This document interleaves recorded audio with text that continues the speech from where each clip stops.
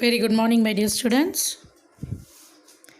From the financial institutions, we have already learned 6 financial institutions, and today we are going to learn the remaining 2 financial institutions and then continued by foreign exchange market, commodity market, and derivatives. Now let's move on to the video session. The 7th one, National Securities Depositories Limited. So in short, it is called as NSDL. It was started in the year 1996. Now we'll learn what is depository. See, already in the last video session also I told you all about depository. Now again I'm explaining you all.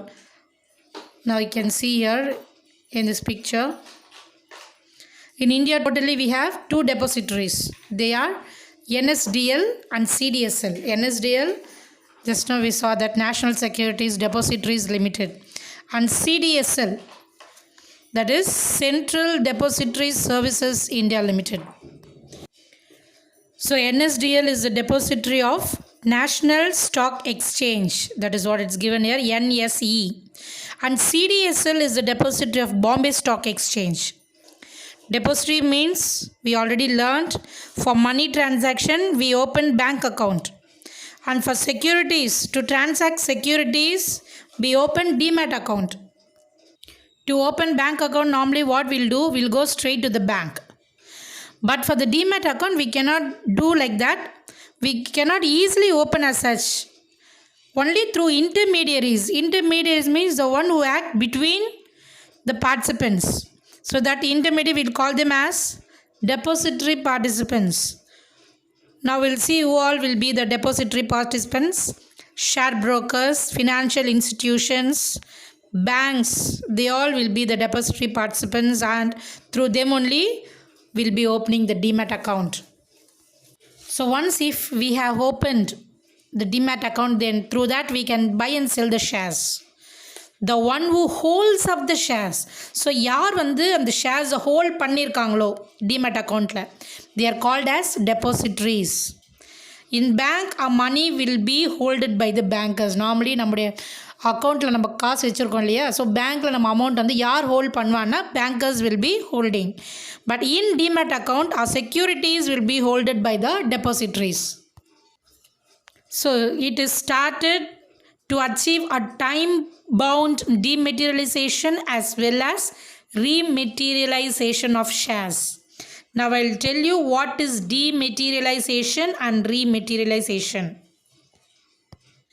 First we should know what is time-bound. Time-bound means within the time limit. It must be bought and sold. அதாவது அவங்க கொடுத்துருக்க அந்த டைம்குள்ளே securities வாங்குறதோ விற்கிறதோ வந்து இருக்கணும். Okay, now dematerialization. See, before and all in a company, if we buy any shares, நம்ம ஏதாவது shares வாங்குறோன்னா share certificate என்ன மென்ஷன் பண்ணியிருப்பாங்கன்னா, ஸோ மச் ஆஃப் ஷேர் எங்கள் கம்பெனிலேருந்து இவ்வளோ ஷேர் இவருக்கு வந்து நாங்கள் விற்கிறோம் அப்படின்றத, இட் வில் பி ரிட்டர்ன் இவ்வளோ அமௌண்ட்டுக்கு, ஒரு ஷேர் இவ்வளோ அப்படின்றது, இவங்க இத்தனை ஷேர் வாங்கியிருக்காங்க, அப்போ இவ்வளோ அமௌண்ட்டுக்கு வாங்கியிருக்காங்க. So every thing will be return.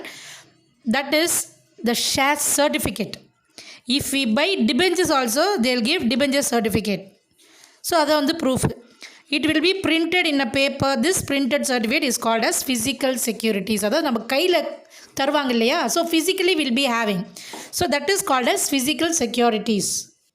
When this certificate is converted into electronic form, we call them as dematerialization. அதாவது இந்த physical security வந்து electronic ஃபார்மில் வந்து வில் பி ஃபீடிங். ஸோ அதில் என்ட்ரு பண்ணுறோம் இல்லையா, that is dematerialization.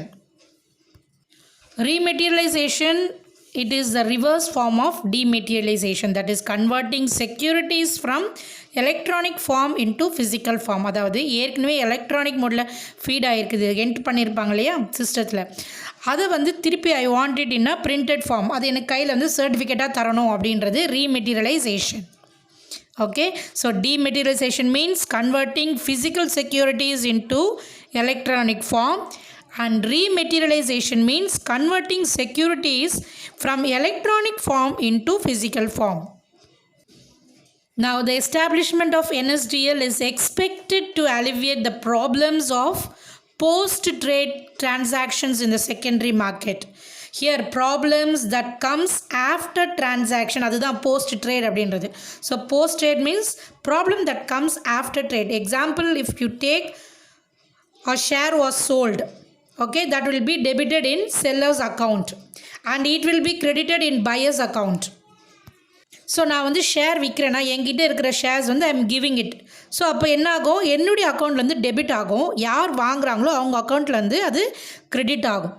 So all these will see only National Securities Depositories Limited.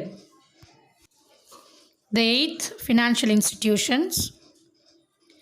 Stock Holding Corporation of India Limited. In short, it is mentioned as HCIL. This was started in the year 1986. It was India's largest custodian and depository participant. Even they serve as intermediary in the share market. They do custodian services. So custodian means the one who holds the securities on behalf of their clients.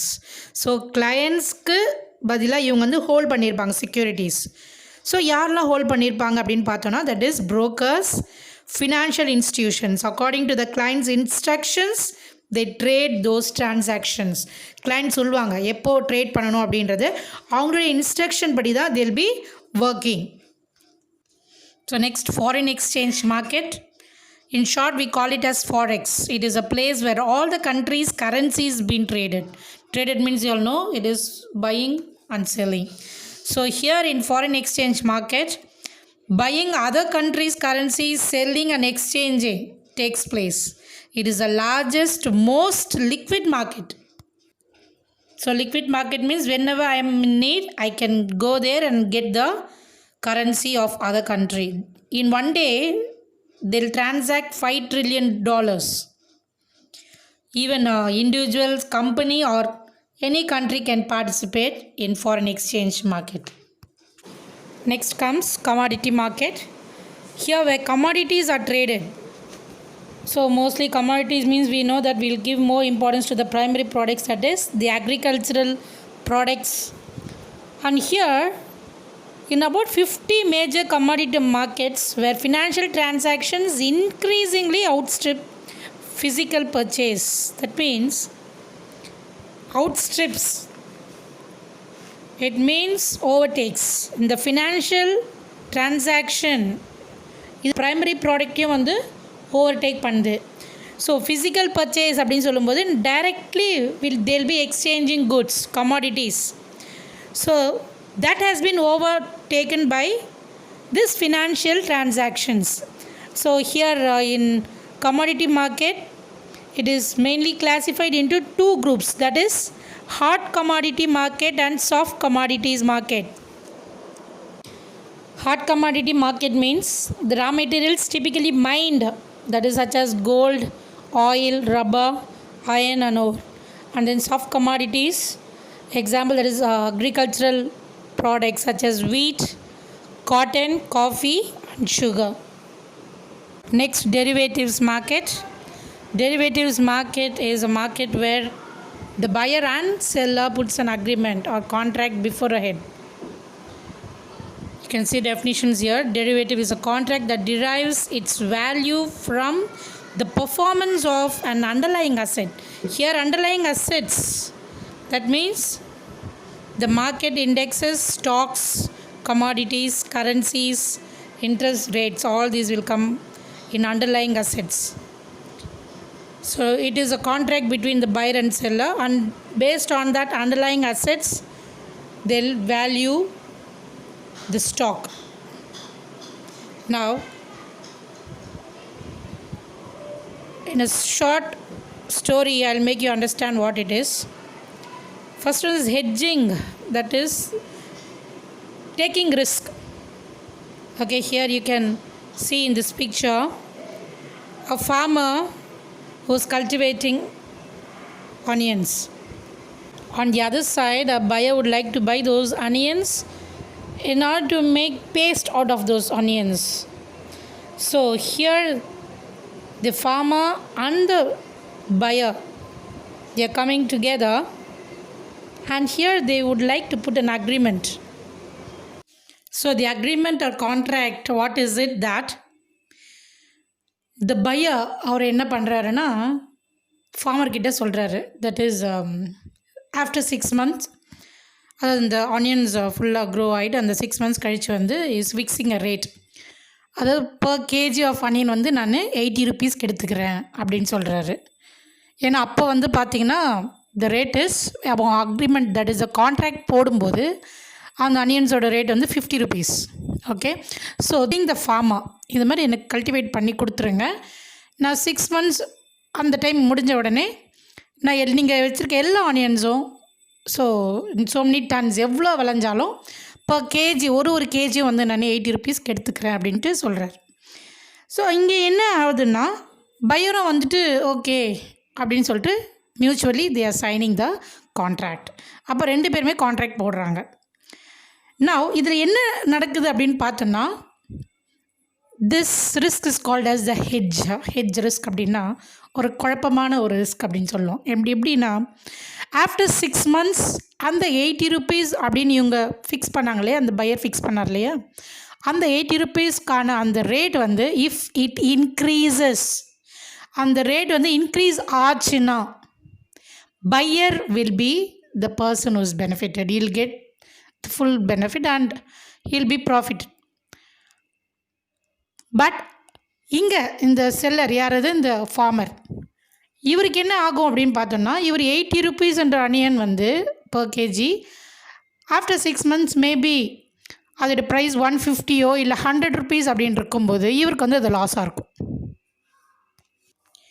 Or in the reverse way, after 6 months if the onions price goes down, அப்போது 50 இப்போ currently இப்போ 50 rupees இருக்கு இல்லையா, maybe இதே ரேட்டுக்கு வந்துடுச்சு அப்படின்னு பார்த்தோன்னா ஆஃப்டர் 6 months வந்து அவர் 80 rupeesன்னு சொன்ன அனியன் வந்து 50 rupeesக்கு வந்துடுச்சு 1 kg அப்படின்னு சொன்னால் அப்போ ஃபார்மருக்கு வந்து அது ப்ராஃபிட்.